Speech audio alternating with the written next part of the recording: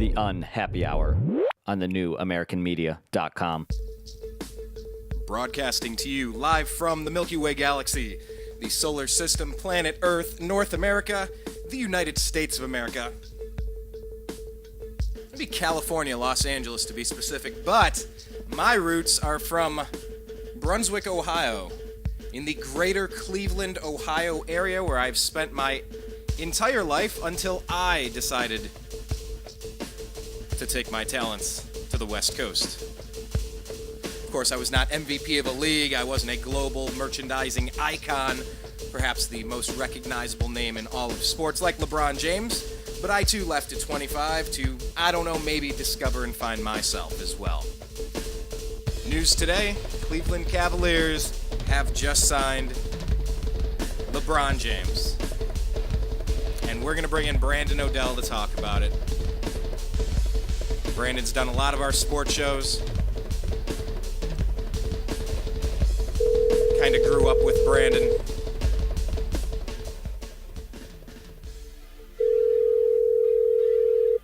So this just seems like the best thing to do.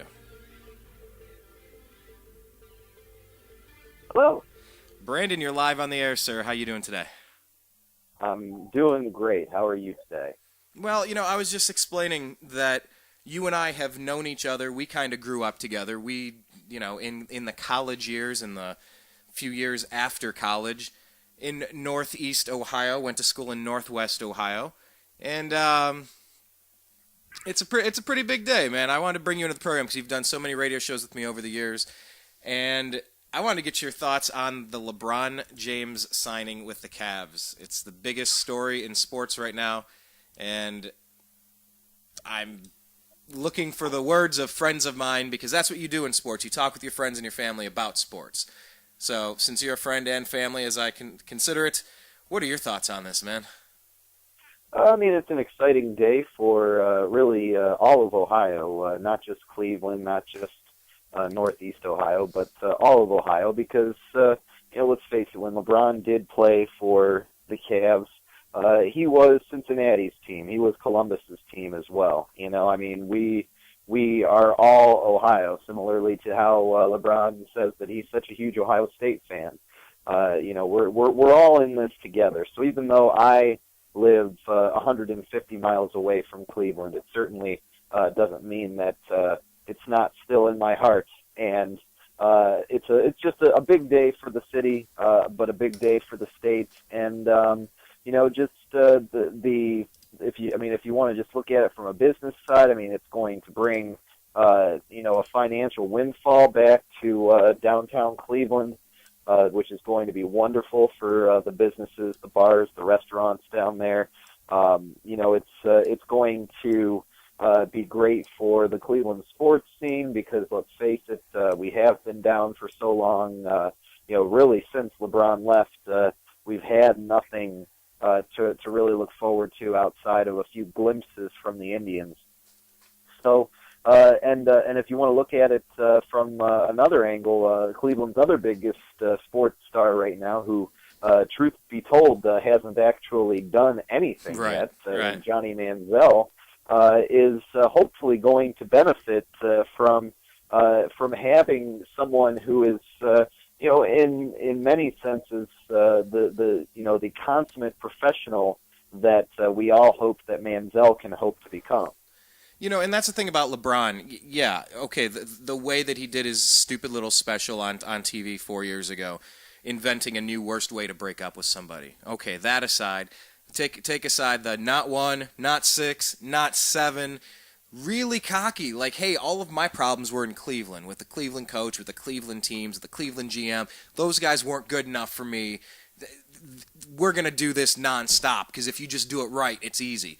You know what? They went to four championships, and they only brought 2 of them home, and if they didn't get lucky, their first season with that rebound kicking back, they would have had 1 out of 4. And LeBron came back and he said, here's what I want to do, Brandon. I'm wondering, because you work in English, right? You do teaching, and you've been a Like a constant spell check for me. Like you've always been an AP guide for the things I say or don't spell correctly over so many years, and it's kind of funny. But you referenced the article. This was announced on SportsIllustratedSI.com. I'm coming home. It's by LeBron James, as told to Lee Jenkins, the four-time NBA MVP, explains why he is returning to the Cleveland Cavaliers. I'm wondering if you have the article up in front of you, because I think this is a brilliantly written piece. It explains so many things from so many different angles. I'm wondering if you have that in front of you or not. I do not. I do not have it in front of me. I had closed up shop with my laptop, but I did certainly thoroughly analyze the article upon my reading of it. So if you want to point out a couple of things, I'd be sure to comment.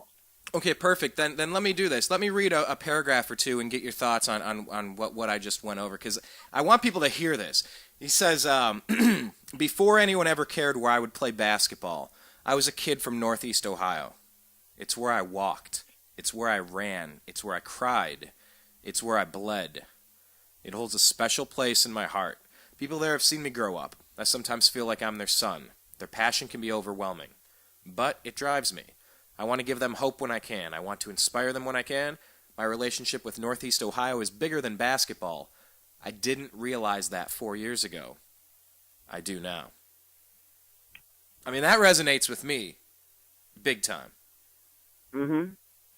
Oh, I mean, it brings chills to you in a way, and certainly makes you think that that he really he gets it now, and he does truly understand how we all felt when he left the first time around, and and I think that it was pretty important for him to write what he did, and to and to give the letter in general as a way of kind of giving his little apology to Cleveland in a way, because he certainly didn't necessarily have to do this, and I really value and respect him more because he did. He continues, remember when I was sitting up there at the Boys and Girls Club in 2010? I was thinking, this is really tough. I could feel it. I was leaving something I'd spent a long time creating. If I had to do it all over again, I'd obviously do things differently, but I'd still have left. Miami for me has been almost like college for other kids. These past 4 years helped raise me into who I am. I became a better player and a better man. I learned from a franchise that had been where I wanted to go. I will always think of Miami as my second home. Without the experiences I had there, I wouldn't be able to do what I'm doing today. And for me, I went away to college after 18 years, only 2 hours away. And at Bowling Green State University, where Jay Crawford from ESPN, that's where he went as well, local guy. A lot of ESPN guys are, actually, which is pretty cool, at least from Ohio. And, I grew up in a different way, and I learned things I appreciated, things I needed to learn in Bowling Green. And then, moving out to Los Angeles, 9 years ago? I've had growing experiences myself. What do you think about that? LeBron talking about Miami being almost like college, in that without those experiences, becoming a better player and a better man, he wouldn't be able to come back to Cleveland today. What do you think about that? When he originally left, I certainly felt that that what he said now was what I thought, in my mind, could have been a good justification for why he did leave, was the fact that he had never been anywhere else. And I never truly faulted him for leaving, because he is a free man and he's free to do whatever he wants. It was always, for me, truly how it all went down, and I think it was that way for a lot of people. So, I mean, I think that it's good to be able to step out from what is comfortable to you And I think in that type of growth that can be accomplished in those situations, I think that it's truly invaluable to anyone. And I sometimes feel for the person that never gets, more than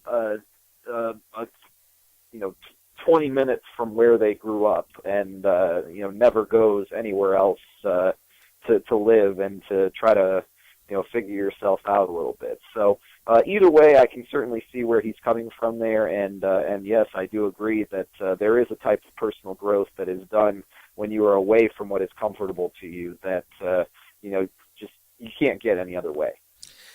I really like that. I think you're so true, because you did come out and visit once. You came out here to Los Angeles, and I've met up with you back in your new hometown in northwest Ohio, not quite Bowling Green where you and I met, and not quite Parma and Brunswick where we grew up outside of Cleveland.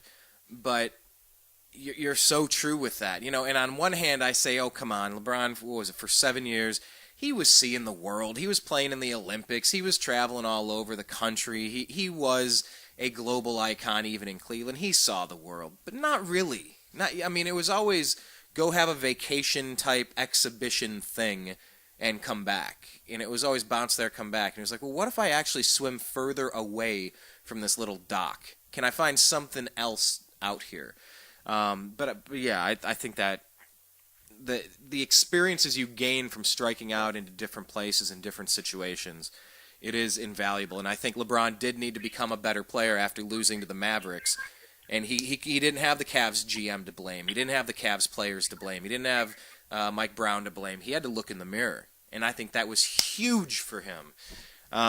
Continuing in the article, I went to Miami because of D. Wade and CB. We made sacrifices to keep Udonis Haslem. I loved becoming a big brother to Mario Chalmers.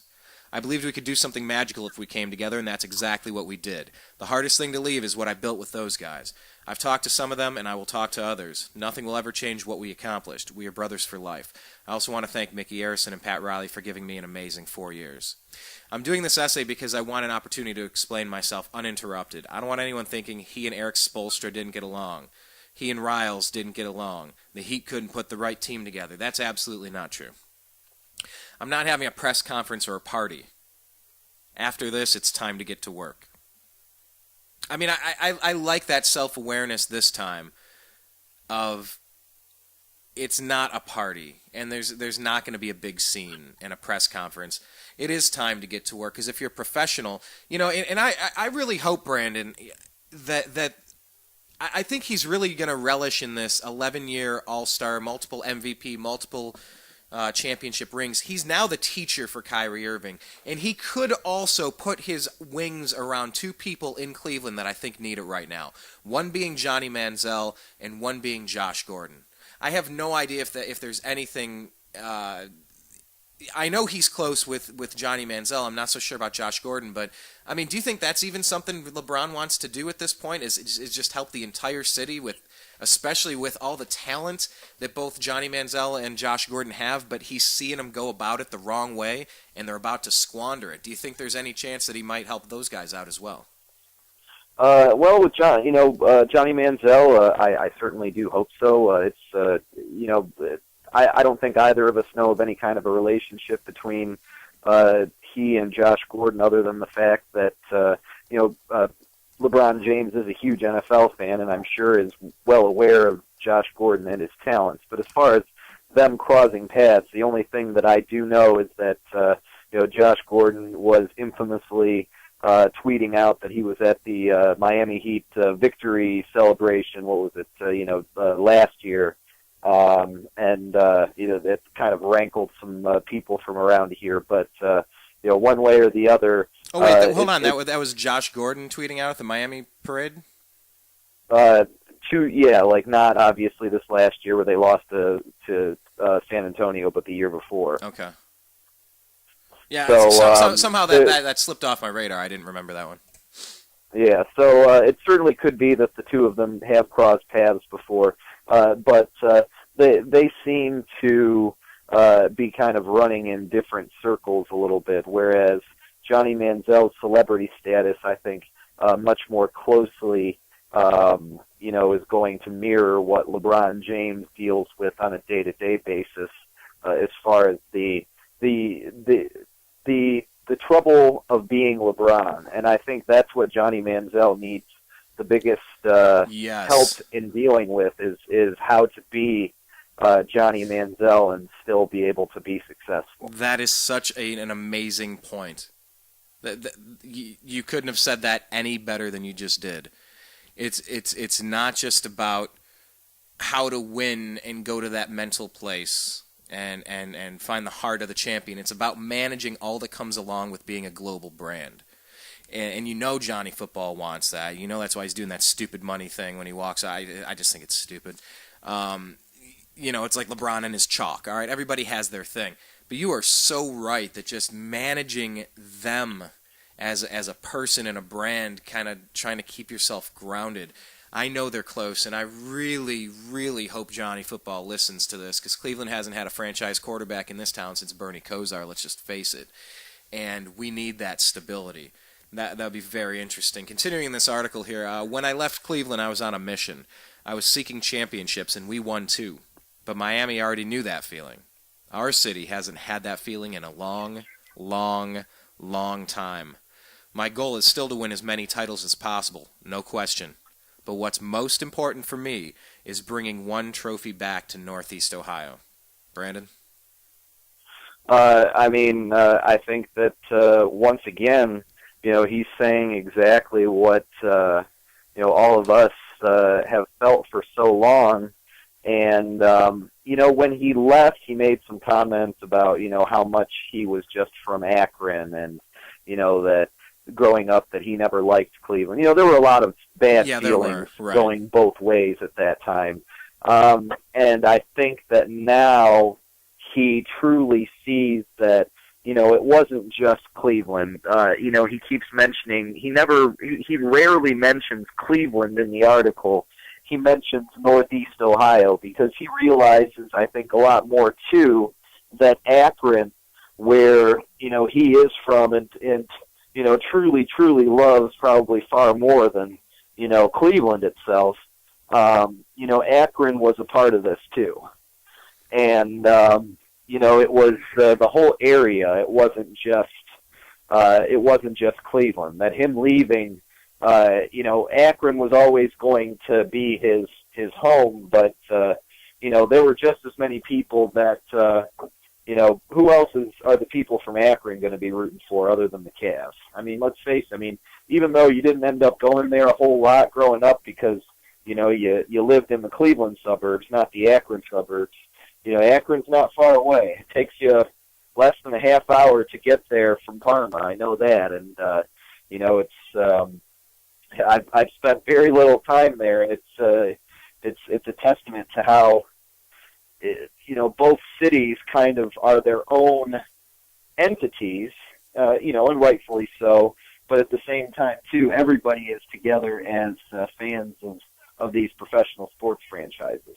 It's funny that you would say that because, of course, the next article, and I just did the double checking, the next article mentions Cleveland twice, which is the most of any paragraph that I'm about to read. So following up on that, he continues here, LeBron James in the Sports Illustrated article that he put out today that is explaining why he's coming back to the Cleveland Cavaliers. LeBron continues, I always believed that I'd return to Cleveland and finish my career there. I just didn't know when. After the season, free agency wasn't even a thought. But I have 2 boys, and my wife, Savannah, is pregnant with a girl. I started thinking about what it would be like to raise my family in my hometown. I looked at other teams, but I wasn't going to leave Miami for anywhere except Cleveland. The more time passed, the more it felt right. This is what makes me happy. And that right there, it's obviously, if the Cavs didn't have Kyrie Irving and Andrew Wiggins, I don't think we're having this story right now and we'd all understand it. But the Cavs have improved significantly and have a ton of young talent.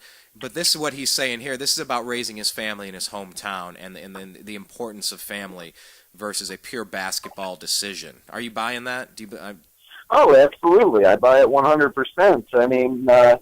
He wouldn't have built that mega mansion in Bath Township if he didn't want to truly plant his roots there. And if you look at it from a family aspect, it's where he and his family is from. I mean, they have, a lot of people that don't just look at them as being LeBron James around there. They have a lot of people that, they're just, they're the kids that grew up there. And there's something to be said for what home means to somebody that, that you just can't put a price on, even though obviously he's going to be the highest paid player on the team. Right. For the first time in his career, by the way, which is the most bizarre statistic I've ever had, for the first time in his career, LeBron's going to be the highest paid player on his team. Unbelievable. Yep. So he continues, LeBron James in Sports Illustrated SI.com article talking about why he is coming home to the Cleveland Cavaliers. LeBron continues, to make the move, I needed the support of my wife and my mom, who can be very tough. The letter from Dan Gilbert, the booing of the Cleveland fans, the jerseys being burned, seeing all that was hard for them. My emotions were more mixed. It was easy to say, okay, I don't want to deal with these people ever again. But then you think about the other side. What if I were a kid who looked up to an athlete and that athlete made me want to do better in my own life? And then he left. How would I react? I've met with Dan face to face, man to man. We've talked it out. Everybody makes mistakes. I've made mistakes as well. Who am I to hold a grudge?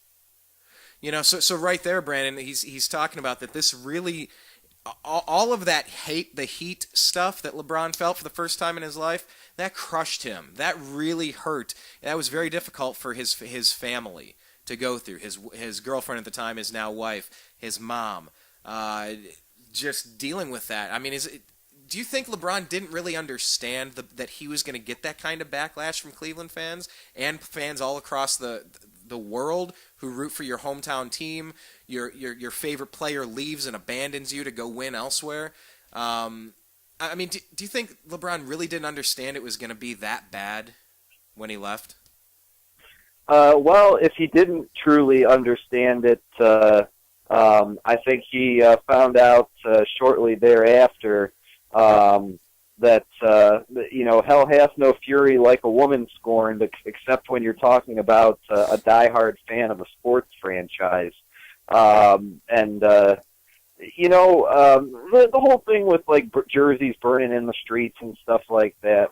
I mean, let's face it. I mean, those were isolated incidents, and you or I, neither of us are, and none of our friends are the kind of people that are just gonna, go burning people's jerseys in effigy in the street and stuff like that. I mean, you have dummies just about anywhere, and it has, Yeah, but Brandon, that crushed me though. Like that. Oh, absolutely. There are parts of my life. But you weren't going to go and burn his jersey in the street, were you? If I, I have one jersey, and it has my last name on the back of it. It's a Cleveland Browns jersey with my high school football number and my name on the back, because I root for laundry.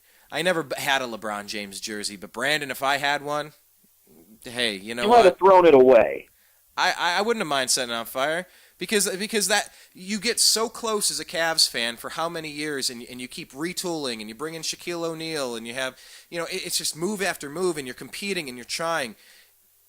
And to get so close and not get it, and then you watch it go to another city, and it's like, oh, great, I'm glad we were your AAA squad to figure out how to become a champion. Why couldn't you do that here?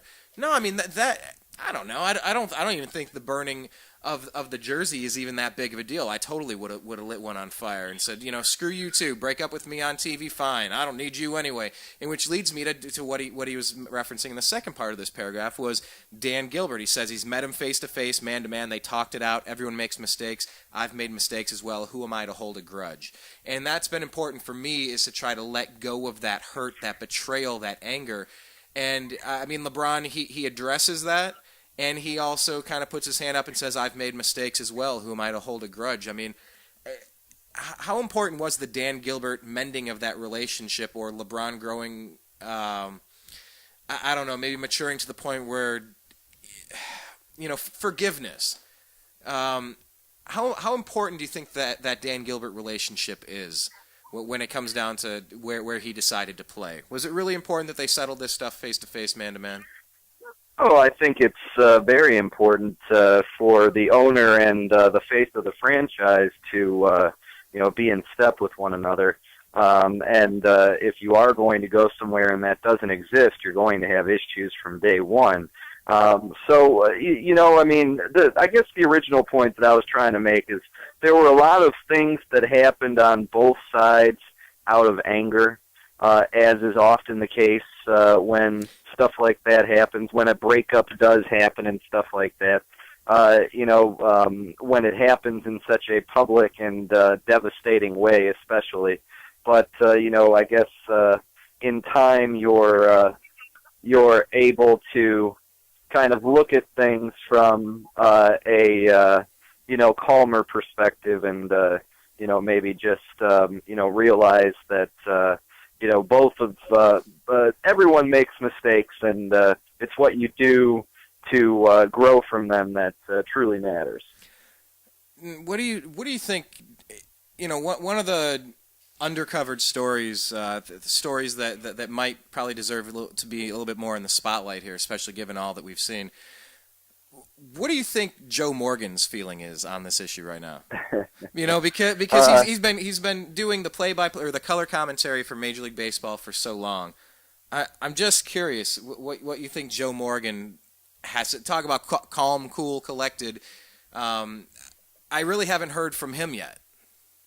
Well, one thing that Joe Morgan would like to say about all this, and keep in mind, Joe Morgan is speaking himself in the third person, and Joe Morgan does that so that you know who he is.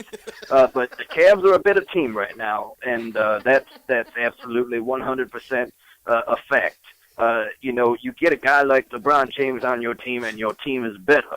As far as how it is to come home for LeBron, I would say that it's a good thing for the people of Cleveland, and it's a nice day to be a Cavaliers fan. Thank you, Joe.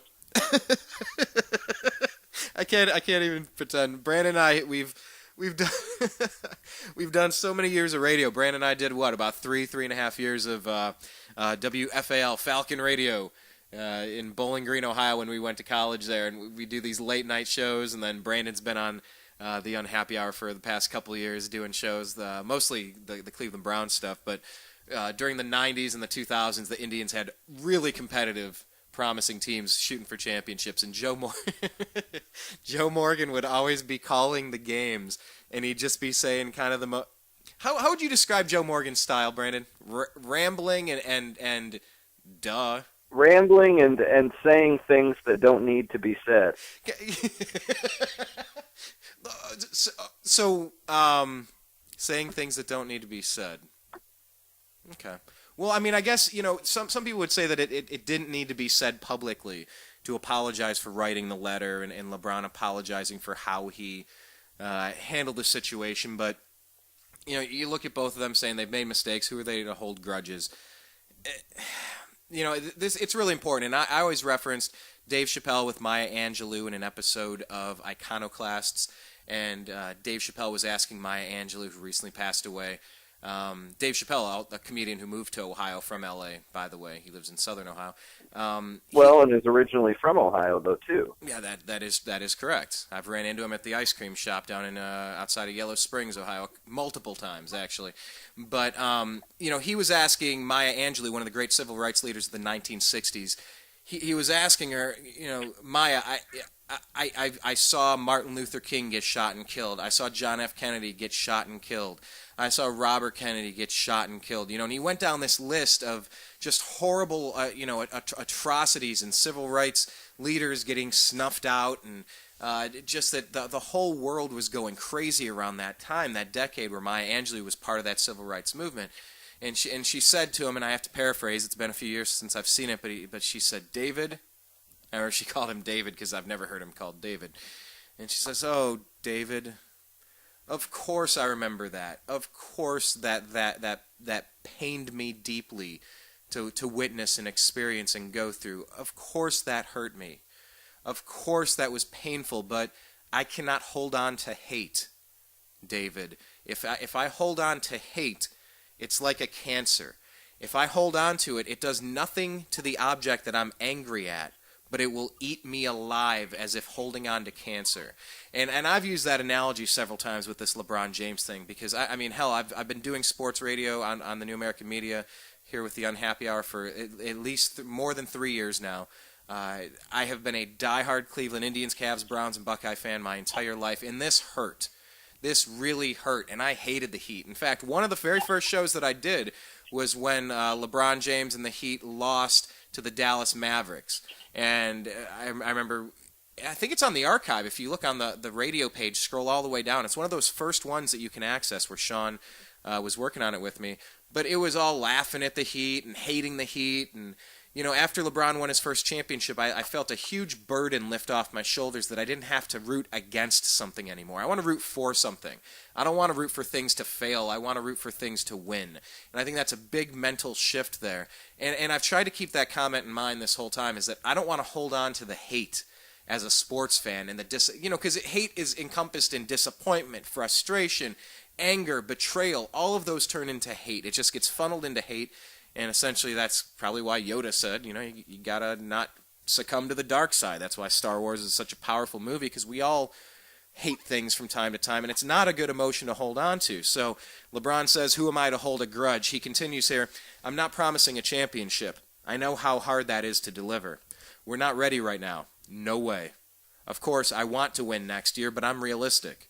It will be a long process, much longer than it was in 2010. My patience will get tested. I know that. I'm going into a situation... Hold on. I didn't know that I had that locked in. Okay, that's the problem with having this number out here. Anyway, to continue. He says, my patience will get tested. I know that. I'm going into a situation with a young team and a new coach. I will be the old head. But I get a thrill out of bringing a group together and helping them reach a place they didn't know they could go. I see myself as a mentor now, and I'm excited to lead some of these talented young guys. I think I can help Kyrie Irving become one of the best point guards in our league. I think I can help elevate Tristan Thompson and Deion Waiters. And I can't wait to reunite with Anderson Varejao, one of my favorite teammates.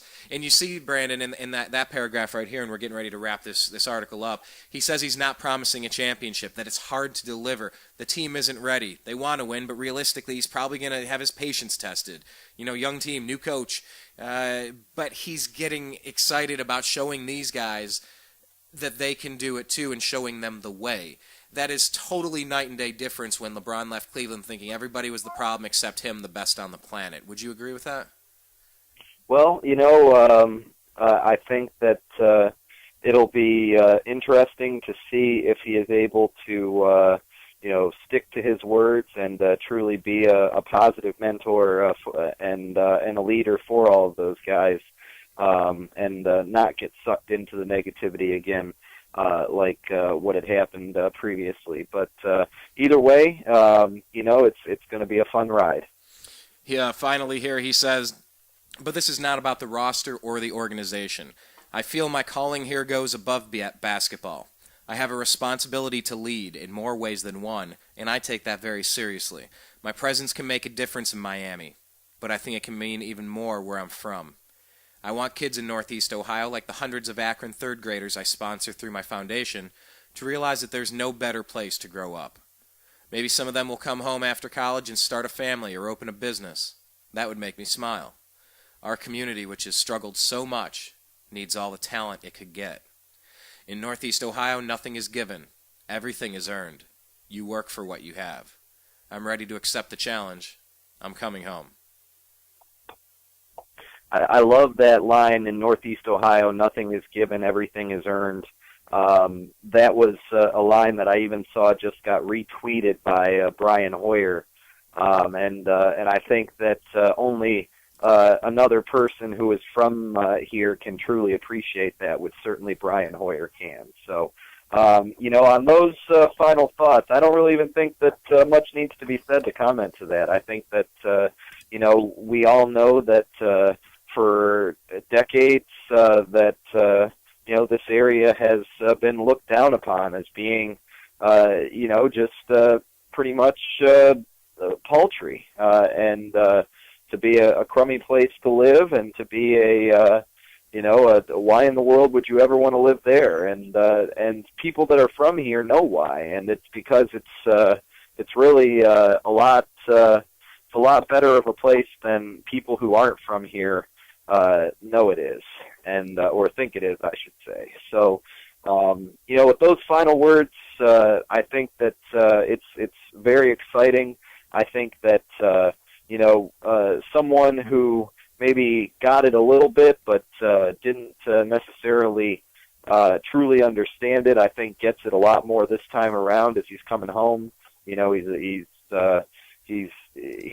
a man fully matured now, and I think that we'll see how that translates to the basketball court. Absolutely, this is a totally different man, and I've stuck with my 95% certain he comes home for a while now. Part of that is because our buddy Zach Barris, who's from Orange, Ohio, he works in the NBA as a scout.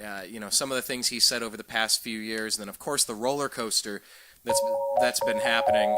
It's kind of been crazy with everything that's been happening. But I've stuck with the 95%. Reason being that this is the time to do it. You're 11 years into your career. You can't come here at the last 1 or 2 years of your career like Shaq to try to glom on to roll into a title playing a very small role. You can still be the man at the top of your game as he is now. But really, if he would have waited on this, it would have been bad news. So this is a huge day for Cleveland sports, and I'm really appreciative of the fact, Brandon, that you were able to join us today, because like I said, we've done so many shows and we've had so many conversations about sports. We've been in person to see so many different games over the past years, Browns games, wherever. This is a time for everybody's friends and family to have a conversation, so I'm thrilled that you were the first one that could join us on this day where it's breaking that LeBron James is signing with the Cleveland Cavaliers, still trying to figure out the terms. I'm sorry to interrupt you, but I have one final question that can be a pretty quick one before I have to go and tend to my beautiful daughter. Your beautiful daughter is what. By the way, your beautiful daughter is what led you to take your talents to Northwest Ohio, right? Like well, my beautiful wife led me for that. Of course. But what's your question? Final question: does he wear number 23 again? I don't ever want to see 6 in my life. Get that thing away from me. Like I can forgive, but I don't want to see that 6 again. I don't want to see that. I don't want to see. Yeah, that. I think he wears number 23 again as well. I think that's kind of part of the the process of coming home. I think that just makes sense. So nobody's wearing that on the roster, right? Nobody's wearing that, are they? I think that number was probably cursed when he left, so no one would wear it. They would get booed out of the arena. Yeah, and plus, if he's talking about Ohio and places like Akron and Cleveland and Youngstown, being through some tough economic times and being great to bring family and business home. If you stick with 23, everybody can just pull out your jersey unless you were the one burning it. So maybe he'll just pick a new number altogether or something. Hey, that'd be huge for marketing. Nike's asking him to do that. But, hey, man, we'll talk about this some more in the future, and who knows, maybe I'll be back in the next few months to meet you at a game somewhere, somehow, some way, Indians, Cavs, Browns, or Buckeyes, I don't know. But, it today has me thinking of home. So, like I said, man. I know the feeling. Well, let's make it happen, and go Cleveland. Go Cleveland. We'll talk with you again soon, Brandon. Thanks for your time. Say hello to your wife and play with your kid a little bit. Toss her around a little extra today. It's a very good day for Ohio. Thanks, man. This really has been a fantastic beginning of the day. It's one of those days where Jay Crawford on ESPN, he was starting to read, and my buddy Damien, he put out on Twitter, said something. He's like, man, Jay Crawford's about to cry. Well, you know what? I have already. I have a few times, and I've gotten goosebumps. Different reasons, not just the giddiness of not just the giddiness of being a sports fan. Sorry, I was going to make a really maybe raunchy analogy. I'm just going to move in a different direction here. Not in that way, but in the way where you consider what it means to come home and do something great where you're from, and to try to do something for that community, and try to make an impact in your local life like that. And so, if you could mute the radio feed in the background, caller, that would make it a lot easier for me to hear you, as I can't right now. But I think we almost have them in the show. As soon as I stop hearing that echo, can you turn off the radio that you're listening to? As I can't right now. Me? Yeah, you. Okay. You can hear me Do now? you have it on delay? Yeah, you have it on delay? It's a couple of seconds. I want to welcome everybody who doesn't know who I'm speaking with. I'd like to introduce my father, Robert Engelman, Bob, as everybody knows him, to the Unhappy Hour. This is where I would cue the applause if I had a little sound effects board here, which I don't. But, hey, Dad. How's it going? A lot better now. Yeah. Well, they had Brian Windhorst on, who used to write for Akron Beacon Journal, and now he covers the Heat. Yeah. And he's always on the local radio station. And last night he was saying he thought it was going to happen, but he's been wrong before, and he doesn't want to jinx it, kind of thing. And they had him on ESPN today. But the same people that were driving by and throwing toilet paper at LeBron's house are driving by and waving and giving the victory sign, So the victory sign used to only be one of those fingers for the past 4 years. The victory sign was, hey, take your pointer finger and tuck that one in. That's your victory sign, LeBron. Because really, we all felt burned by what he did last time. We could, maybe understand what he did, but it was also the way that he did it that hurt us so much. It wasn't just, hey, let's go through this, we're going different directions. But I'm also going to, burn your house down in the process, breaking up with us on national TV like that. Yeah, he took the wrong advice, And the thing is, the other professional athletes agreed that was a terrible way of doing it. Right. They don't understand it. They wouldn't have done it. But, Cleveland is in a position where you had the best player in one sport, period. One time we've had that. And, for that to happen, that was the transition. And your brother, I texted him, and he texted back, whoop-de-doo. So that was his commentary. Well, whoop-de-doo. Well, I've had a few of those. I could call you out publicly, but you know who you are. But you know what? Whether you care about sports or not, this is a huge economic boom for Cleveland and for Ohio in general. And it's also that shot in the arm of just some confidence for a region. Ohio, after losing the steel industry the way that it did with Youngstown, with Cleveland, with the auto factories kind of shutting down and manufacturing leaving, that was one thing we could hang our hats on, and it was just kind of a reminder that we don't need to settle. We can thrive. We can go achieve. We can do better and reach higher. But well, LeBron and Gilbert got in the same room. They walked around in a circle and sniffed each other's tails, and then they kissed and made up. Yeah, LeBron, I was an asshole, but I love you. I love you like a son. And I think that's pretty much what went on. And there was intermediary people between them that were saying, hey, both of you were pissed off. What do you expect? And LeBron realized that. And, more of me and less of you on this radio show is good for the show. I just wanted to interject that. But you're complaining about Joe Morgan. How dare you? Cleveland fans suffered through Herb Score for 89 years. Well, the way I see... No, I can't do a Joe Morgan. A hard-hit line drive to deep center field. Out at second base. I mean, No, Brandon and I, we've made a lot of... we're probably in the thousands of jokes over the past 10, 15 years of Joe Morgan jokes. He's sliding into second base. He's in there standing. You're listening on the radio. You're going, which is it?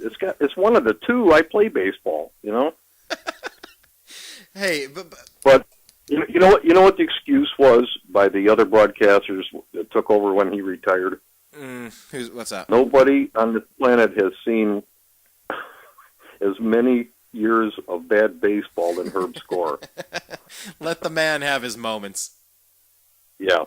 He's put in his time. He's paid his dues, and that's part of. Yeah, but hey, by the way, before I move on, because that's kind of what LeBron was saying. He paid his dues, almost like those 4 years in Miami were like going to college. Did you have a chance to read the article at all?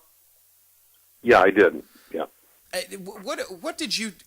I want to ask kind of some of the things that you take away from it. I just read it to Brandon. I'm not going to read it word for word again.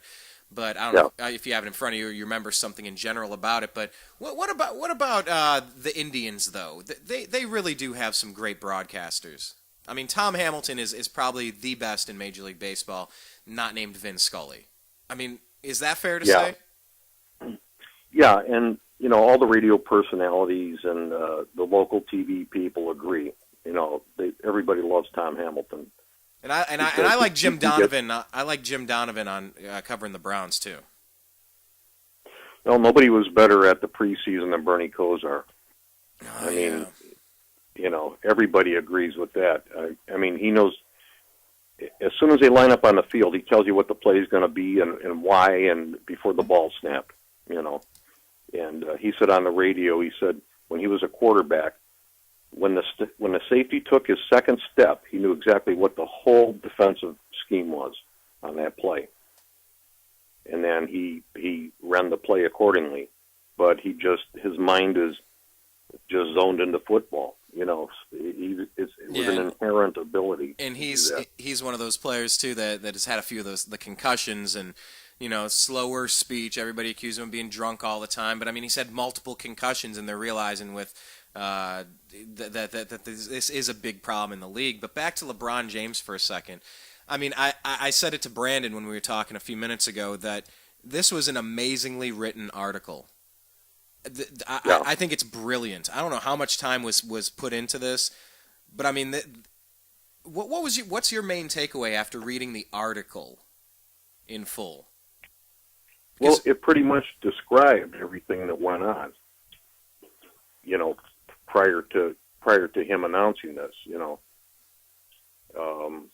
and how the Cleveland fans were burned, and they were burning his jersey and everything like that. You're talking about the article that was on Yahoo Sports. I think it was the Sports Illustrated article that was on there. Yeah, just there were sources. Sheridan was saying that 100% it's a done deal. I've stuck with 95% for a while, and it just makes sense on 100 different reasons. I mean, this is going to revitalize the area, and I think the article just nails it. And I will say this: there's no way LeBron considers this if the Cavs don't have Kyrie Irving, Andrew Wiggins, a whole bunch of young talent, a whole bunch of roster space. They had to gut him and clean him up the right way, and we've had a few ping pong balls bounce our way. But let's just ease off on this for just a second. It's not like the Cavs are a perpetually floundering franchise with nothing in the cupboards. We have a lot in the cupboard to build around, and that's the thing with LeBron. You take a good player, they turn great. You take a great player, you have a next Scottie Pippen. That's how good LeBron is. He makes everybody around him much better. Now they're wondering if the Cavs are going to go get Kevin Love. What do you think? Would you rather keep Andrew Wiggins, or would you go get Kevin Love, or why throw away the future? It seems like LeBron's taking a long-term approach. Why would you rent Kevin Love for a year? Maybe just try to sign him outright next season. Well, I think all this was laid out a week or two ago, or even longer than that, between the Cavs and LeBron. I think so they too. have a plan in place. Yeah, they have a plan in place. Because this whole, I'm not pissed off anymore thing was solved back then. And when they got rid of some players and cleared some cap space, that was part of that. Here's what you need to do, to make this happen, and they did it. And some. Go ahead. I saw Wiggins being interviewed, and he's just a real calm, confident guy. you know. He's a competitor. He wants to win everything he does. Yeah. You listen to him talk and you watch his body language, and I think he's going to be really, really good. I do too. And our NBA scout, Zach Barris, he has been a huge Andrew Wiggins fan for a long time. Probably for 2 years since he saw him at the Nike Hoops Summit way back before he even started college when he was just a high school kid. He's going, whoa, this guy's going to be awesome. And he said he had no idea that the Cavs were going to be in a position to draft him this year. Obviously, nobody did. It was a 1.4% chance that they do that. But something in this Sports Illustrated article where LeBron's announced that he's come back to play for the Cleveland Cavaliers, he lists some players in here. You know, he talks about his time in Miami, and he specifically, you know, talks about Dwayne Wade, Chris Bosh, Udonis Haslem, and Mario Chalmers. But when it gets to the Cleveland part, this paragraph, I'll just highlight this one more time. LeBron says, "I'm not promising a championship. I know how hard that is to deliver. We're not ready right now. No way. Of course, I want to win next year, but I'm realistic. It will be a long process, much longer than it was in 2010. My patience will get tested. I know that. I'm going into a situation with a young team and a new coach. I will be the old head. But I get a thrill out of bringing a group together and helping them reach a place they didn't know they could go. I see myself as a mentor now, and I'm excited to lead some of these talented young guys. I think I can help Kyrie Irving become one of the best point guards in our league. I think I can help elevate Tristan Thompson and Dion Waiters. And I can't wait to reunite with Anderson Varejao, one of my favorite teammates." Notice anything about that paragraph? Now, those are the guys that will be the core of the team. So then Wiggins must be on his way out. He's not in there. Number one pick? Why is Wiggins not mentioned? Well, he's mentioning existing players, so, you know, I don't know. You know, it could have been a afterthought or whatever, but I'm just reading the tea leaves here because it seems so well calculated that this decision was done so much better. Easy for me to say. This decision was done so much better than when he decided to leave my favorite team. No, but I mean, just the way that he's handled it is way better. That, you know, I'm wondering if a deal to trade Wiggins to get Kevin Love and lock in a new big three is already in place, and to keep these other guys. You know, but that's my job. It's to speculate and kind of read the tea leaves and try to, you know, do some soothsaying, some guessing into the future. But if he's playing a long game, let's just sign Kevin Love in the offseason. You know, I don't see why we'd give up assets for him now. LeBron's in this for the long haul. He thinks it's going to take longer than it did in 2010. Why would you trade a young superstar like Andrew Wiggins that's stretched out? You know, superstar LeBron 11 years ago, Kyrie, 4 years ago, and Andrew now. You don't want to get old at the same time. That's what happened to the Heat. Everybody's starting to get old at the same time. Well, maybe it was purposely said that way to help in some kind of trade. You know, it could have been a tactical move, not to mention him, so people think he's available, and then they end up, no, we don't want to get rid of him, but we'll do this and that. Right. Because for a while there, people were wondering if Dion Waiters and Kyrie Irving were getting along. There were rumors that there was a fist fight in the locker room last year, and you know, why did that team not gel together? And people said it was maybe those two aren't getting along. But who knows? You know, some things you're supposed to keep in the locker room. Yeah. You know, you know, who knows what it is? You know, they want to win a championship. They want to be recognized, you know. And like they said, LeBron, to complete his legacy, he needs to come back and win one in his hometown. Now, of course, what if LeBron wins 4, 5, or 6? Obviously, we know what that's going to mean. But what if LeBron wins 0? What would that mean? Well, I think it would be, if he plays to his potential, which he's done in Miami, if he does the same thing, then it's up to the team to surround him with players to make that happen. Because that's the thing I want to make sure of. You know, that's where I'm celebrating. It's been a hell of a day. You know, it has me thinking a lot about home and all that stuff, what it means. You know, because for me, going away to Bowling Green for 8 years, that was a huge experience for me. To just get out and strike out on my own, then to come out to Los Angeles for 9 years. It's a big deal to walk away, to start something different somewhere else, and it teaches you about yourself a little bit. some things you miss, some things you don't, some things you like, some things you don't. You know, it's a good experience. You know, so I've had a lot of emotions through this process. As you know, for the past few years, I've been thinking about coming back home to Ohio. That's not a secret. You know, just trying to figure out, you know, I don't know, what do you want to be doing with yourself? And now that LeBron has decided this, you know, I've had those emotions, so I'm not completely giddy like we won the lottery. Of course, Andrew Wiggins was winning the lottery, literally.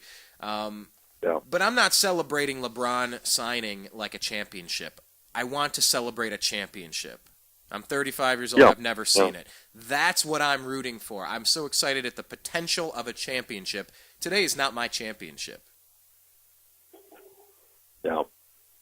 You know. Well, we'll have to wait and see. You know, I mean, they're making moves to build this team around them. So, you know, we'll have to see what happens.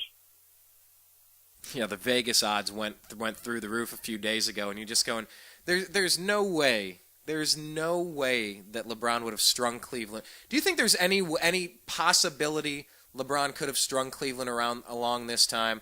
Because while LeBron said nothing publicly, which was perfect, his agent has the power to whisper into some ESPN ears, hey, he decided against Cleveland. Just take it easy. Like, don't do this 85% thing. Like, it's not going to happen, and we're not trying to make it seem like it is. Can you leak this story? Well, my sources say, you know, and I just got more confident as time passed. But, I mean, Pat Riley, what do you think that meeting was like with Pat Riley in Vegas? I don't know.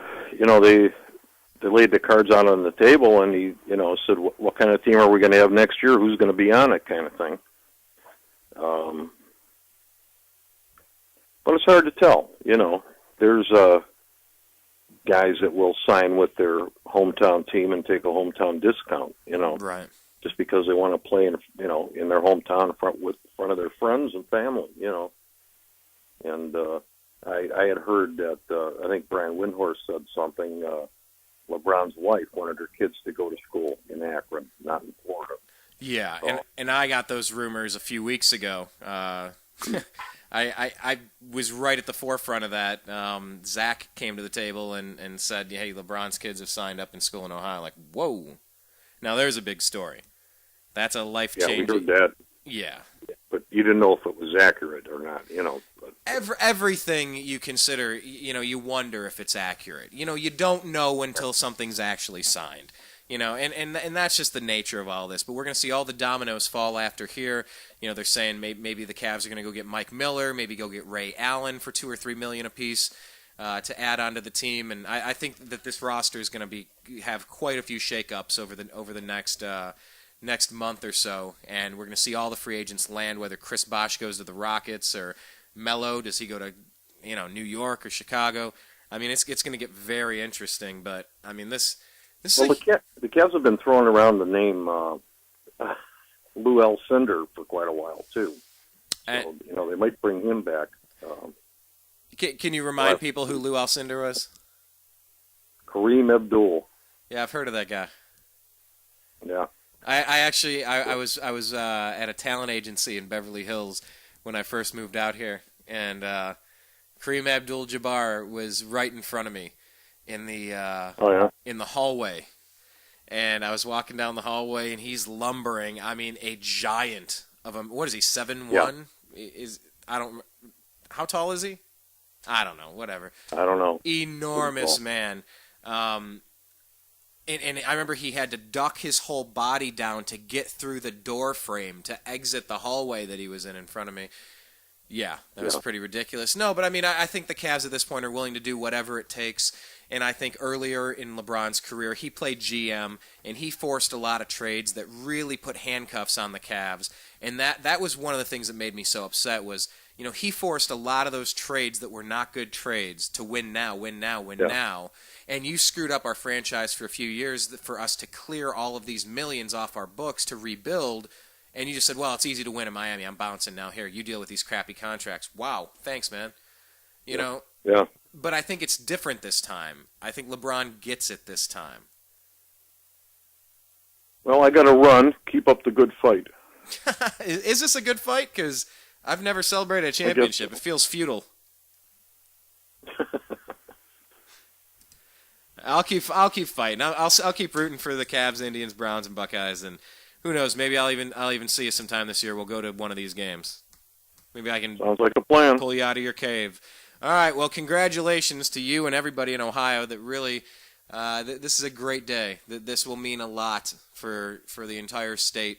And like I told Brandon, I was thrilled to have him on the program because he and I have done so many radio shows and talked so much sports in the past. And it's a thrill having you on the show today, Dad.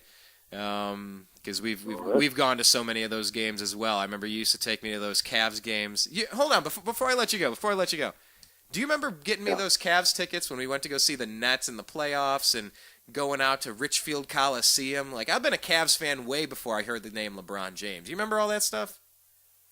Yeah, used to go see hockey games at Richfield Coliseum too.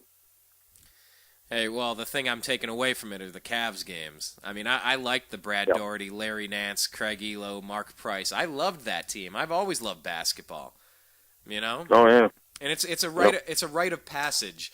And really, Cleveland's just been shut out of championships in all three major sports for too long. Something's got to give. And hey, what about this year? We take all three of them. If the 500 Indians can get on a hot streak and string it all together for once, we're right in the thick of things in the playoffs there. The Browns have made so many off-season moves to improve their defense and add some weapons on offense despite the Josh Gordon thing. They're looking really good, and if Seattle can win, the Browns defense can win with Dante Whitner coming back home, by the way. Dante Whitner coming back home. And, Brian of course, Hoyer. Brian Hoyer. Yeah, local kid, St. Ignatius. I mean, this could be an amazing time to be a Cleveland sports fan, but like I told Brandon, thanks for coming on for this show because it's, kind of thinking about home and family and all that stuff. And, other than Brandon, I've talked, I can't think of anyone else I've talked more sports with than you. So thanks for joining the show. Thanks for calling in today. Yeah, and I sacrificed some time because I got ESPN on hold on the other line. Oh, okay. You know what? I'll let you get back to Windy. Okay. Windhorse is going to have to sell his condo, move back to Cleveland, take his talents there. Hold on, Brian. I'll get to you in a minute. Okay. Wait, now we're both named Brian. Who's your No, I'm just kidding. You'd say Brian Sipe. Wendy. I know that. I'll get back to you, Wendy. Yeah, okay. get back to Windy in a minute there. But no, really, thanks for being a part of this, and I'll talk with you soon, okay? Sounds good. Shimon. Shimon. Shimon. Bye. That's our... Yep, so, I mean, that's how we say goodbye. Shamona. We do the Michael Jackson thing. Shamona. And it just turns into Shimon. It doesn't need to make sense. That's how we say goodbye. And I'm going to say goodbye for just a minute. I'm going to go ahead and toss a commercial up, and I'm going to send out a message. I'm going to play a song or two here at the TNAM radio network. Real quick, if you want to join the show, this is a day we want to take phone calls because this is normally called the unhappy hour, but today, as Amanda has just texted me, usually Disneyland is the happiest place on earth. Today, Cleveland is. I agree with that. Agree or disagree? Cleveland, happiest place on earth. I would agree. But this is a day where I'm going to send out a message or two, see if anybody else wants to join in and call the program. I think we're switching formats in the next couple weeks where we're going to be taking a lot more phone calls and really moving in that direction. But right now, the best way to do that is on Twitter. If you could tweet at us, at American_media_. Be like, hey, I want to call in. And then leave us your number. We'll call you from the studio lines here. Only a few people have that studio line because we don't give it out. That's why I was like, Dad, I'm trying to do a radio show. Dad, I'm trying to do a radio show in here. Stop calling. That's essentially what was happening as I was talking with Brandon earlier. And we're going to talk with NBA scout Zach Barris a little bit later today. I think 5 p.m. What are we thinking? 5 p.m. Pacific time, so about 8 p.m. Eastern time. We want to hear from you guys, so tweet us, because if it's complicated, but if you just add at American_media_ and say, hey, I want to join the show, I'm going to take the next few minutes, kind of reboot, play some music in the background, and if you want to join the show, send us that message on Twitter at American_media_. Media _ Also, go to youtube.com/thenewamericanmedia and subscribe to the channel. Our past two shows were Will LeBron take his talents to Cleveland, and now that Kyrie Irving has signed, will LeBron join the Cavs? This is a topic we've covered, and we're going to have a hell of a show even later today. It's all LeBron all day here at the New American Media. Check out our homepage, thenewamericanmedia.com, and at the bottom right, there's the Facebook link where you can, what do? You like us there. So do a search on Facebook for The New American Media with spaces in between and like our page. And yeah, you know what? You could like our page and post something on our Facebook page if you want to join the show today. Either way, we'll be right back in a second here on the TNAM radio network. This isn't the unhappy hour. This is the happy hour. And my name is Brian Engelman. I'm so thrilled that all of you guys could be here. LeBron James returning to the Cleveland Cavaliers to set right which... Wait, how does that go? On Quantum Leap. To set right that which once went wrong. Okay, that is a tongue twister. To set right that which once went wrong. Man, that really is complicated to say. But LeBron is returning to Cleveland to set that right, to bring home a championship there, now that he's learned how to do it from the Miami Heat organization. Thank you, Heat. Wow, I never thought I'd say that, but thank you for teaching this guy how to win a championship. And let's do it here. We've been carrying this torch for a long time. 50 years is a long time to wait. We're ready for our championship. We'll be right back on the other side. Thanks for listening. The Unhappy Hour on the new AmericanMedia.com.